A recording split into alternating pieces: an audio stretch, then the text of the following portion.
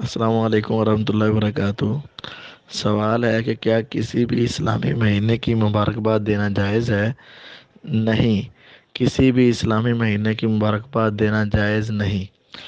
گزارش ایسے ہے کہ جب سے میڈیا نے عروج پکڑا ہے تب سے ہمارے میڈیا پر زیادہ اللہ کے نبی صلی اللہ علیہ وسلم کا نام لے کر جھوٹ بولا جانے لگا ہے، اور بہت سی من گھڑت روایات اور باتیں اللہ کے نبی صلی اللہ علیہ وسلم کے نام کے اوپر منسوب ہوتی ہیں، حالانکہ پیغمبر علیہ السلام سے ان کا کوئی ثبوت نہیں ہوتا۔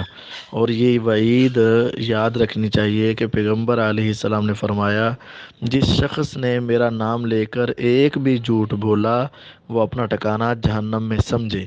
تو یہ جو مہینے کی ربیع الاول کے مہینے کی مبارکباد دینے سے 80 سال کے گناہ معاف ہوتے ہیں، یا رمضان کی مبارکباد دینے سے یہ ثواب ملتا ہے، فلاں مہینے کی مبارکباد دینے کا یہ اجر ملتا ہے، اتنے گناہ معاف ہوتے ہیں، یہ بالکل جھوٹ ہوتا ہے۔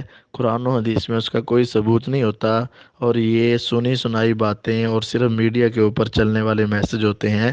ان کو آگے سینڈ کرنا بھی حرام ہے اور آگے بھیجنا جائز نہیں ہے۔ تو ایسے میسج بھیجنے والے افراد کو سمجھانا چاہیے اور ان کی اصلاح کرنی چاہیے۔ السلام علیکم۔